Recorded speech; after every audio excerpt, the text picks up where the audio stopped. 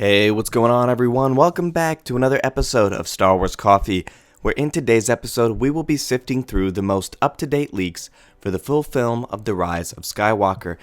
I've compiled all of the leaks to account for reshoots, plot changes. There are multiple sources represented in these reshoots that will give us the most up-to-date look at the version of The Rise of Skywalker we can expect to see when it's released. That's today here on Star Wars Coffee. I have spoken.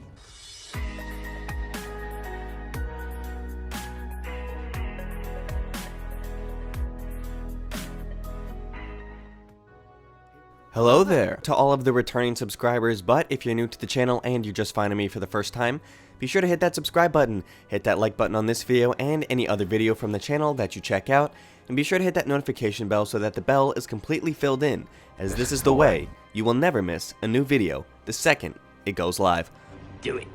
We have arrived at this point. In just a few short days, we will finally be seeing the last installment of the Skywalker saga.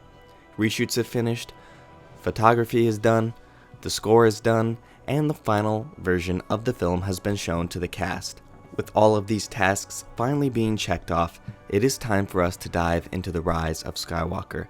I have updated the leaks as well as my visual aids to best help you get a sense of what you can expect to see when the film arrives.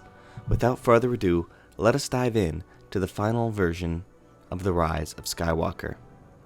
Before we go right into it, we will be throwing out a spoiler warning for anybody who doesn't want to know anything more about Star Wars The Rise of Skywalker, as there will be the most up-to-date leaks for the film in this video, so consider this your spoiler warning. With that being said, welcome to The Rise of Skywalker. Act 1. According to my sources, the scene of Luke and Leia training as Jedi are no longer in the opening of the film and may be entirely cut and do a favor of dialogue between Rey and the ghost of Luke later on in the film. The current opening is as follows. On Exegol. The film now apparently begins with a shot of the control tower rising from the ground of the planet. The control tower begins transmitting a signal. Some rumbling below the surface of the planet begins, and then the Star Destroyers of the Sith fleet break through the dark, rocky surface of the planet and rise into the air. Apparently this change was made to establish the fleet as a threat from the very beginning, as well as coordinate with the changes made to the back half of the film during reshoots. Forest planet bathed in red light. Supreme Leader Kylo Ren has been aware of a dark power behind his predecessor and former master, Supreme Leader Snoke. Kylo has been spending his time as leader of the First Order with the purpose of locating this power. General Hux and General Pryde have been following Kylo around on his quest and are beginning to get very frustrated with what they see as a fool's errand. They see this as a waste of First Order time and resources. When we catch up with the villains of our story, Kylo is leading an assault on this planet with the purpose of finding Darth Vader's Wayfinder device. The device reveals the coordinates with the unknown regions, and Kylo is confident that this will reveal Snoke's power. Kylo Ren slaughters his way through the natives. Kylo walks towards a castle/tower described to me as similar in style to Vader's seen in Rogue One and finds the Wayfinder in a chest. Kylo then hears a voice that the audience should be able to identify as Palpatine, calling Kylo to come to him. Apparently Kylo natives is toned down a bit to provide a smoother transition between evil Kylo in the beginning and a good Ben at the end. I'm also told that the Oracle was removed because it's deemed too confusing for general audiences. The Resistance Jungle Base. Leia has picked up where her brother left off and has been helping Rey learn the ways of the Jedi. Rey is seen doing some meditative/mental force training, but is struggling with it. Reshoots have apparently amended Rey's mental training to be focused around trying to communicate with the past Jedi who have become one with the Force. In frustration, she asks Leia if she can do some physical training instead. It appears that Rey has more physical fortitude than she has mental strength. Reshoots have added a greater sense of anger in Rey during her physical training. In her anger, she cuts down a tree which falls on BB-8 and damages him. After her training, she tries to communicate with Luke, asking him to appear to her, but nothing happens. Rey gives her lightsaber to Leia, feeling that she is undeserving of it. The reasoning why this was added seems to be to establish Rey's struggle with anger and inability to commune with the dead Jedi earlier in the film, making her successes in the end over these struggles more impactful. The unknown regions on Exegol. After obtaining Vader's device, Kylo travels to the place specified by the Wayfinder. It takes him to the unknown regions and a dead planet of flat, black rock. Kylo lands on a giant cube floating just above the ground and begins walking toward it. Kylo walks between the cube and the ground, and once he reaches the center, he discovers an elevator leading down below the planet's surface. He follows the lift down. As Kylo descends, he passes by giant statues and finds an old man near death lying in bed being tended to by cloaked aides. The old man identified himself as Darth Sidious. After his defeat at Endor, he left the known galaxy and traveled to the unknown regions to rebuild his empire. Palpatine orders Kylo to bring Rey to him and turn her, unifying forces of darkness. Palpatine also reveals that he has been amassing an armada of Star Destroyers equipped with Death Star tech, each one capable of destroying a planet on its own. General Hux and General Pryde are tasked with rounding up children in large numbers to train and staff his armada. The scene goes on to have Palpatine mocking Kylo's let the past die mindset and talks about how the past is the key to the future. I'm told Palpatine speaks of the Sith fleet being years in the making, and the Empire needed a leader to rule it. Palpatine also apparently tells Kylo of Rey's lineage during this conversation. On the asteroid base, we pick up with Finn Poe on the Millennium Falcon, accompanied by a handful of unfamiliar alien characters, traveling to an icy asteroid base to meet with a First Order informant. This informant, an alien, is acting as middleman between the First Order and a mole of our heroes. I'm told that this contact's name is Bulio. Bulio gives them some sort of data encoder with information on it. The First Order arrives and begins attacking the base. The assault causes forcing our heroes to make a hasty exit. A lightspeed skip involves making the jump to lightspeed without plotting a course or predetermined destination. As we all remember, making the jump to lightspeed without precise calculations could have dire consequences, such as flying through the star bouncing too close to a supernova. The Falcon makes a handful of these skips to know the First Order off their trail, but as a result they are forced to deal with the consequences of such a risky maneuver. Apparently the Falcon is pursued by the First Order TIEs that perform the same maneuver to much less success. After surviving the dangers of lightspeed skipping, our heroes plot a course to the secret Resistance jungle base. On the base, Finn and Poe return, bearing the knowledge obtained from their encounter with the First Order informant. The Resistance reviews the information gleaned from the data encoder, and they find out about the Sith fleet and Palpatine's return. Snoke is apparently dismissed as a pawn working for Palpatine as he plotted his way back to the power from unknown regions. Finn apparently voices a concern over the children that will need to be kidnapped, as he was, in order to staff a fleet of this scale. First Order Star Destroyer. A room full of high-ranking First Order officers are gathered. Hux and Pryde are among them. Bulio's head is apparently thrown onto a table. Kylo states to the room that he knows there is a spy within the First Order. Kylo seems to be okay with this because it will draw Rey out of hiding. I'm told that one officer suggests that the Sith fleet cannot be trusted, and this officer is subsequently choked, shoved into the ceiling, and dropped to the floor by Kylo. I'm told that this was added to give more clarity to the dynamic between the First Order and the Sith fleet. It also establishes that Kylo is still the one calling the shots within the First Order and answers the questions of what happened to Poe's contact. The Resistance jungle base. Leia dispatches the two of them, Poe and Finn, along with Rey, Chewbacca, BB-8, and C-3PO to Pasaana. Rey tells the crew that Luke left behind some notes and coordinates with the Jedi text she stole from the tree library on Ahch-To that describe a Sith artifact that might help them. One of my sources say that they go to Pasaana to seek out a hermit that Luke knew. Pasaana. When our heroes arrive on the planet, they discover a giant festival is going on. This festival is apparently identified by 3PO as the Aki-Aki celebration and happens once every 42 years.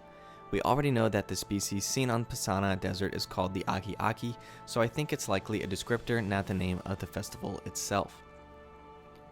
What they thought would be an easy mission has now turned into a much more complicated affair. They attempt to lay low, to blend in. Unsurprisingly, Chewbacca struggles with blending in because it's very difficult to hide a 7-foot Wookiee from prying eyes. Rey encounters an alien in the crowds who takes a liking to her, presenting her with handmade necklace as a gift. She's asked her name and she responds, Rey. When asked for her family name, she replies that she does not have one. As of this time, Kylo establishes a connection with Rey through their Force bond. Kylo antagonizes her about her parents, leaving her and selling her. He tells her she feels all alone and there is nobody who understands her except him. Their conversation ends with Kylo grabbing the necklace from around Rey's neck. Kylo analyzes the necklace on his Star Destroyer and finds out where it's from. Rey travels through the crowds to warn her friends of the First Order's knowledge of where she is when the First Order stormtroopers show up and ambush them. They are saved by someone in the crowd who escorts them to a safe area. It's Lando Calrissian. Greetings and introductions are exchanged. Lando tells them of a dagger that may help them find what they seek. Many years prior, Lando and Luke went in search of a Sith loyalist named Ochi. Luke and Lando's quest was for Sith relics and Ochi. The dagger wasn't a part of their search, and it doesn't come into play until later. Lando tells of how he and Luke had been searching the galaxy for Sith artifacts and spent some time tracking Ochi due to his knowledge of the Wayfinders. They eventually track him to Pisana and find his ship, but no Ochi. They track Ochi to Pisana when the trail went cold. When met with the question of why he never left the planet after the search for Ochi ended, Lando tells them that he had a young child at the time of his and Luke's quest. When they were out searching, the First Order stole his child. After having failed to protect his child from the First Order, Lando and Luke parted ways and he stayed on Pisana ever since. The story strikes a chord with Finn, having been stolen from his own family at an incredibly young age. The sound of the First Order ties can be heard, and apparently Lando is the one to deliver the "I have a bad feeling about this" line in The Rise of Skywalker. Lando points them in the direction of the last known coordinates of Ochi's ship, where the trail went cold all those years ago, wishing them luck succeeding where he failed all those years ago, and decides to sit this one out. Our heroes follow the trail that Lando pointed to them. The resistant group flees the area on speeders. They are chased into the desert by the First Order, with the Knights of Ren further behind them, who arrive on Pisana. It is as the first point that the Falcon is located and detained by the First Order. The speeder chase ends with the First Order troopers getting killed, and eventually they happen upon Ochi's ship. When Rey sees the ship, it triggers some memories. It's the same ship that we see them leaving Jakku in Rey's vision in The Force Awakens. Before implications of this can sink in, the ground beneath them gives out and the crew gets sunk below the surface of the sand. They find themselves in a series of underground tunnels where they discover the remains of Ochi and the dagger. It is discovered that Ochi was not just a Sith loyalist, but a Sith assassin. Rey feels a very strong connection to the weapon, but can't quite articulate it. They find the dagger among the remains, and Rey recalls that it was the tradition for Sith assassins to inscribe secrets on them. The dagger has writing in a language that nobody can identify. It's then handed over to 3PO, who identifies the writing as a Sith language, but he reveals he is unable to translate the writing due to restrictions in his programming. According to the updated information, C-3PO can read it. He knows what it says and tells the Resistance crew that it reveals the location to a Wayfinder. However, his programming forbids him from providing a literal translation of the text. Chewbacca takes possession of the dagger, and the group's attention shifts to finding a way out of the caves. During their escape attempt, the team runs into a giant, very aggressive sandworm, who presumably created the tunnels. A battle with the sandworm ensues, and our heroes are backed up into a corner, preparing to meet their fate when Rey notices a detail. The worm is injured. In a display of previously unknown power, Rey is able to heal the worm's injuries, satiating the worm, providing the heroes a chance to get the escape that they desperately need. Once the crew exits the cave system, they see the First Order Star Destroyers in the sky and know that Kylo Ren has found them. Once they realize, they correctly reason that the First Order would have already taken the Falcon, making the plan of escape impossible. In an act of desperation, the crew boards Ochi's ship and attempts to get it working. Rey senses that Kylo is coming for her, so she takes off on her own to confront him and buy her friend some time. This is where the TIE Interceptor flip sequence from the first teaser takes place. While Kylo and Rey are engaged, the Knights of Ren and the First Order head to Ochi's ship and our other heroes. Chewbacca splits off from the crew and attempts to delay the Knights, but is captured. The dagger is taken from him and he boards a First Order prisoner transport. Rey and Kylo both notice Chewbacca being taken captive and being brought to a transport ship during their confrontation. As the ship takes off, Rey shifts her attention from Kylo to her captured friend and begins to use the Force to stop the transport and pull it back to the ground. Kylo attempts to counteract this by pushing the ship away. Control over the ship becomes a battle between Kylo Ren and Rey, much like their battle for Anakin's lightsaber in The Last Jedi. Kylo begins to gain the upper hand, which angers Rey. In her frustration, lightning shoots from her hand, destroying the transport ship and killing all its passengers. Devastated by what she just did, Rey collapses. With no Lando, no Falcon, no dagger, and no Chewbacca, our heroes limp away from the desert planet on Ochi's ship. An additional scene was shot where they find out that they do not have the possession of the dagger because Chewbacca had it, but all it's lost because 3PO has the message in his stored memory. A plan to hack 3PO's programming restrictions is formed and they set course for Kijimi. BB-8 finds and reboots D-O and Ochi's ship. Act 2. The heroes of the Resistance make their way to the snow-dusted planet on Kijimi to execute their plan to discover what secrets the dagger held. The Resistance team arrives on the planet and bump into Zorii Bliss and her crew. She reveals that Poe has a colorful past, once functioned as a spice runner and still owes her money. A quick skirmish occurs where Rey gets the upper hand and Zorii agrees to bring them to Babu Frik. To hack 3PO's programming to read the Sith dagger, Babu Frik tells everyone that he can unlock the message to be read, but in doing so, 3PO's memory will be wiped.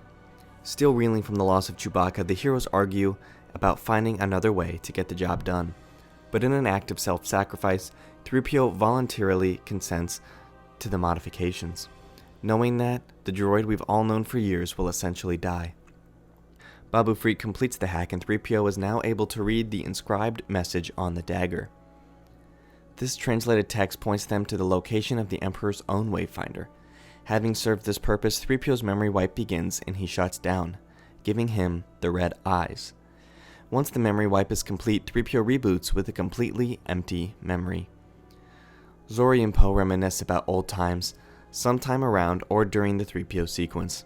I'm told that there is some lingering connection there, even though they had some sort of falling out in the past. Poe tries to convince Zorii to join them. She turns him down, but she understands the good in what Poe is trying to do and gives him a First Order Captain's Medallion as a gesture of goodwill to help give them through the First Order security. She had been saving to buy this medallion on the black market as her ticket off Kijimi and away from her spice-running days, but instead gives it to Poe. Kylo's Star Destroyer arrives on the planet and Rey senses that Chewbacca is indeed alive. This is the motivation for the crew to go up to Kylo's ship, not retrieving the Falcon. Kylo spends much of this time antagonizing Rey.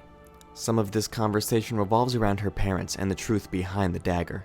It was once used to murder her parents. Many years ago, Ochi was sent to murder Rey's parents, who were trying to hide Rey from the galaxy. Ochi succeeded, leaving her parents as nobodies to be forgotten by that galaxy. Where Ochi failed was with Rey. He could not find her, so he left her behind on Jakku. This is what Rey remembers, the ship leaving in the wake of her parents' murder, not her parents abandoning her. Rey lashes out at Kylo during this bond, and their lightsabers clash. Having gotten everything he needed from Rey during this session, he cuts off the bond. First Order Star Destroyers above Kijimi. As the heroes escape in Ochi's ship, the group makes the decision to use the passage device to board the Star Destroyer and recapture the Millennium Falcon. The device works as advertised, and the ship lands without question. On board the Star Destroyer, the droids log on to the ship's computer network to locate Chewbacca.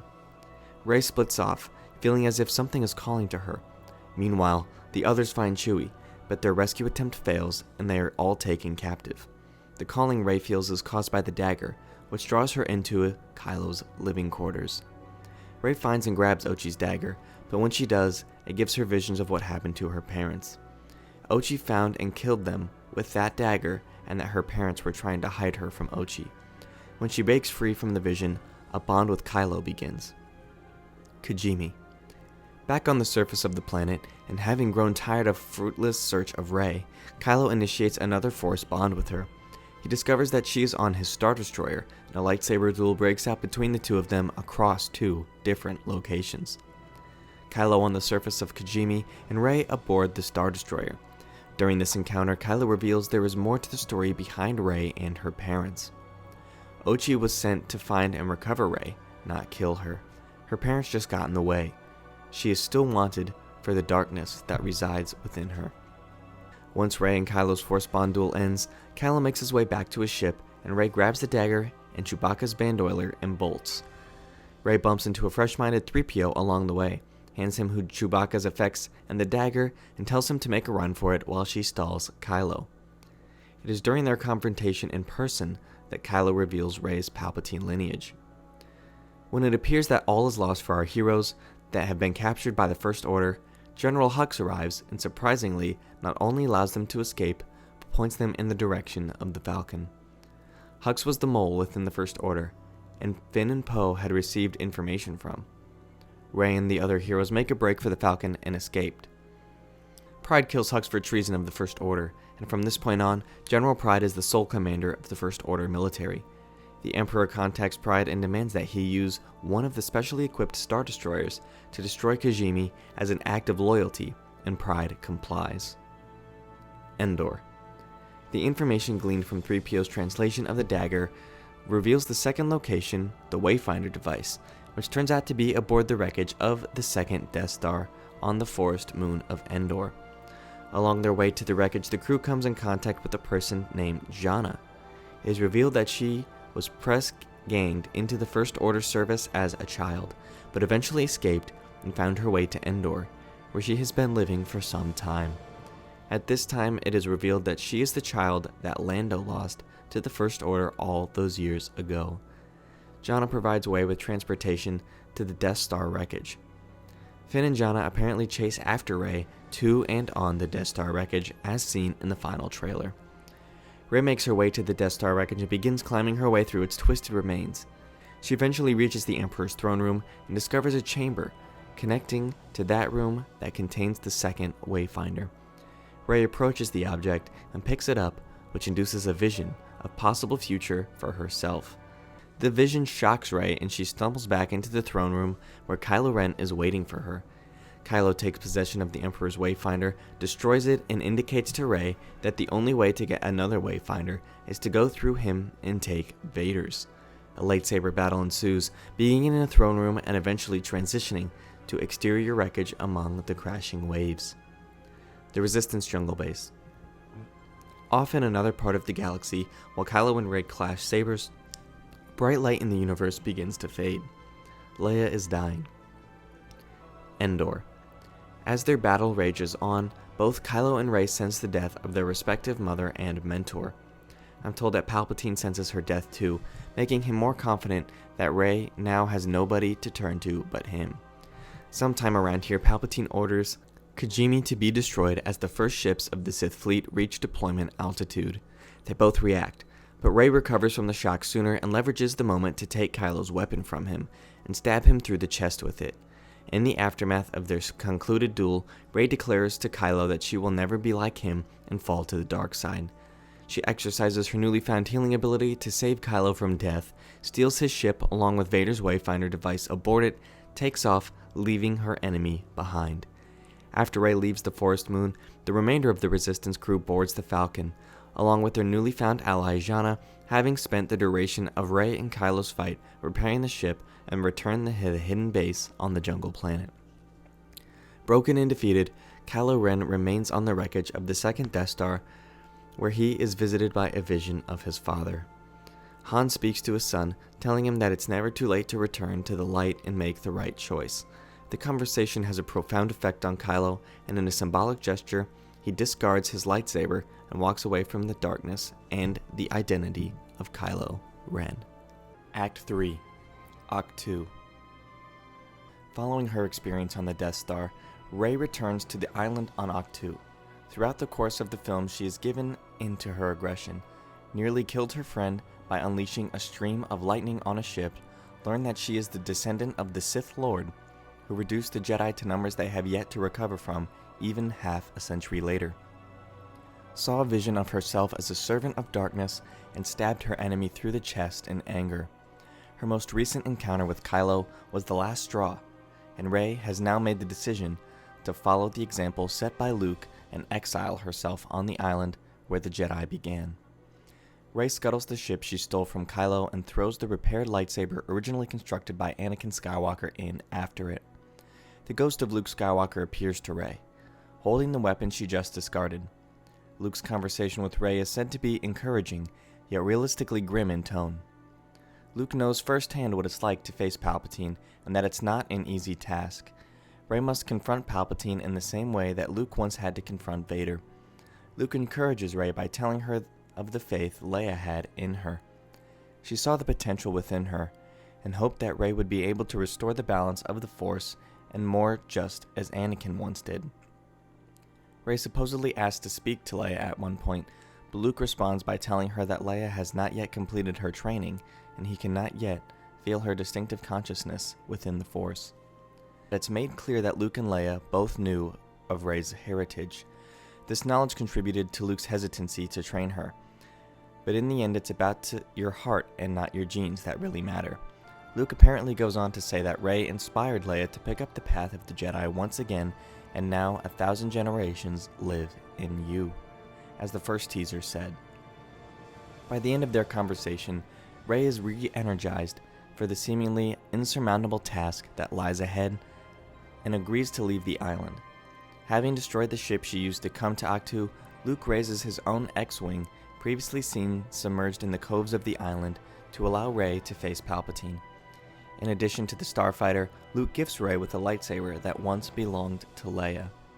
Apparently, Luke kept Leia's saber with his personal effects, and he tells and shows Rey where to get it. Rey boards the X-Wing, armed with the coordinates for Palpatine's location obtained from Vader's Wayfinder, and leaves the planet. The Resistance Jungle Base. After returning to the jungle base, several things happen. After seeing a sacrifice made by 3PO, R2 reveals that he has a backup of 3PO's memories in his archives and is able to restore the droid to a mostly whole state. The Resistance crew finds out about Leia's death once they arrive on the base. There is apparently much mourning from the whole team, especially Chewie, who cries. Lando re-enters the story, having changed his mind, coming to the jungle base and wanting to help however he can.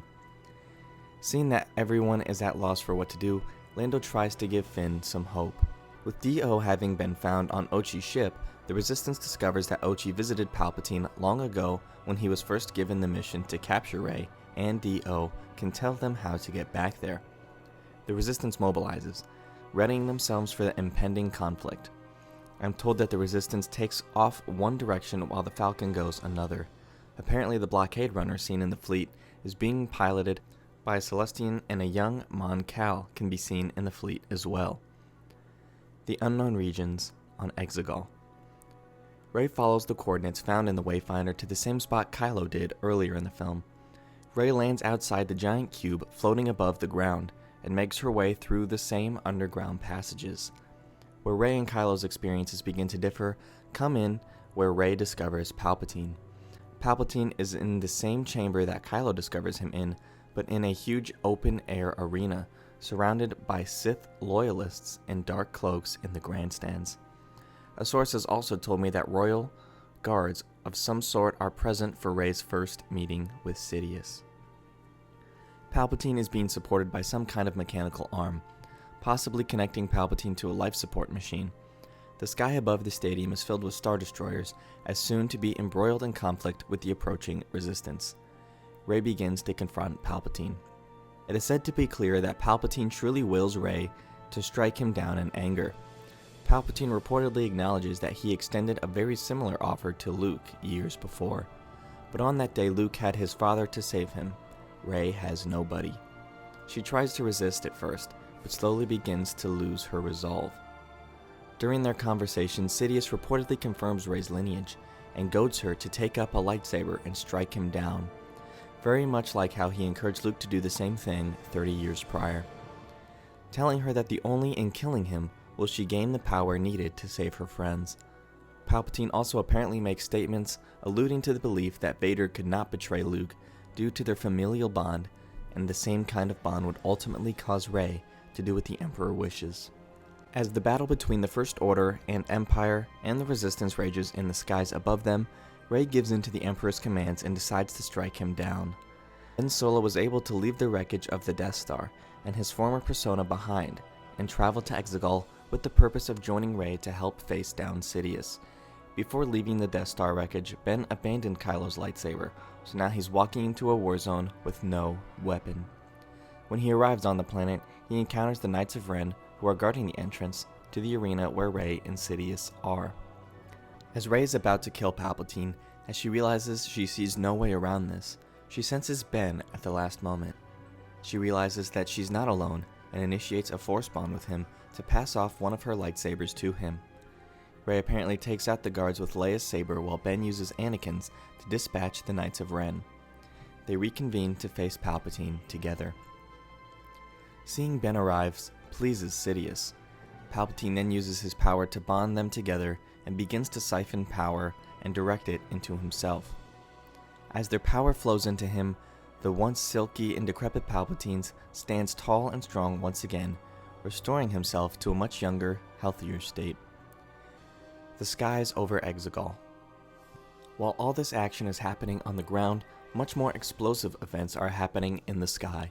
The Resistance and the First Order are locked in battle. The details I have on what happens during this branch of the plot are a bit sparse at the moment, but here's what I have been told. The Resistance arrives, and they are confronted with hundreds of Palpatine's Sith Star Destroyers. The Resistance first target is a control tower, the same one seen in the opening of the film, that sends out a signal to the Sith fleet on how to navigate out of the area. Once the First Order notices this, Pride transfers the signal to his flagship instead. I'm told that this enables the signal to be bounced around from ship to ship, making it impossible to stop. The Resistance decides to assault Pride's destroyer to knock out its control tower. At one point during the battle, Finn and Jannah, joined by others, but exactly who is not clear, land on Pride's flagship to destroy it. They recognize this as essentially a suicide mission, but Finn and Jannah in particular see the price they may have to pay in order to prevent more children from being abducted like they once were. I'm told that this assault has the feel of a D-Day style landing. Using creatures Jannah has been riding in promo shots against the Sith troopers. The troopers allegedly put up a fight, but the good guys eventually win, knocking out the tower. While the Resistance is taking heavy losses, Pride announces that they will simply transfer the signal to another ship and carry on. Exegol. Kylo Ren is also going to be able to use this, or I should say Ben Solo at this point, is going to be able to use this healing power when Rey and him fight the Emperor.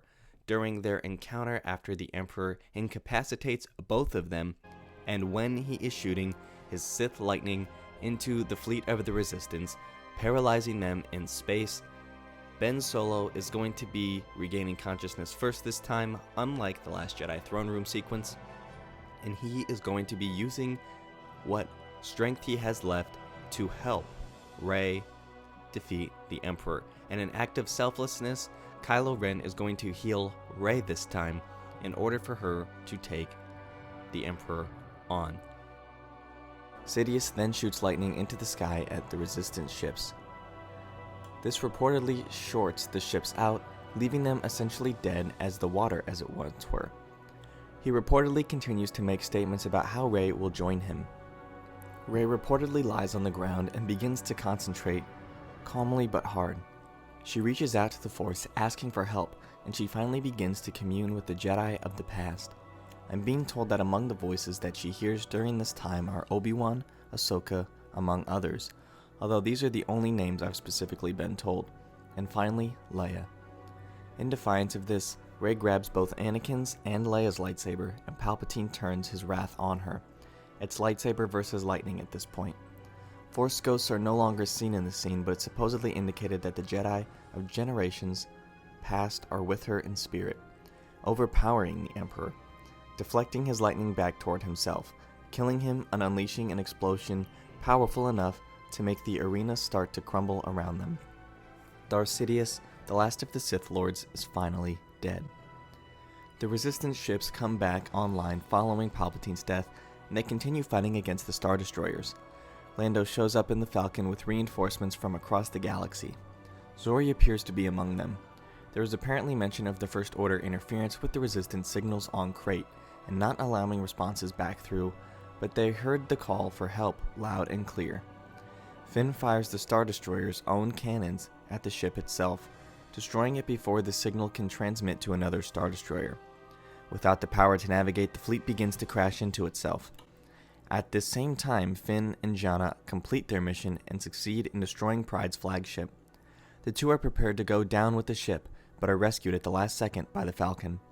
Rey escapes the crumbling arena. The Resistance jungle base. Having won the day, the survivors of the battle regroup at the jungle base and celebrate. What follows is apparently celebration across the galaxy, once again mirroring what is seen at the end of Return of the Jedi. Tatooine. For the end of the film, the heroes then travel to where everything began, the desolate sand, swept planet of Tatooine. Between defeating Sidious and this moment, Rey has disassembled Anakin and Leia's lightsabers and used their components to construct one of her own that I'm told contains a golden yellow blade. Rey buries the leftover pieces beneath the Tatooine sands at the site of the Lars homestead. As Rey turns to join Finn, Poe, Janna, Chewie, R2, 3PO, BB-8, and D-O, a stranger calls out to her. The stranger apparently speaks of how nobody has been seen around this land for a very long time, and asks Rey for her name. This is the second time in the film that this question has been posed to her, but unlike her response on Pisana, Rey decided who she is. She gives the name Rey Skywalker, to the stranger, adopting the name of her masters and revealing the primary meaning of the title of the film. Rey joins her friends as they took off into the distance at the horizon of the desert planet and watched twin suns set on a universe filled with hope. If you enjoyed this episode, and frankly, even if you didn't, don't forget to subscribe. And if you want to help spread the word, please give this video a thumbs up and tell your friends to subscribe. Please check out the official Star Wars Coffee merchandise, and don't forget to check out all of the content playlists on this channel, including The Rise of Skywalker, The Mandalorian, and much more.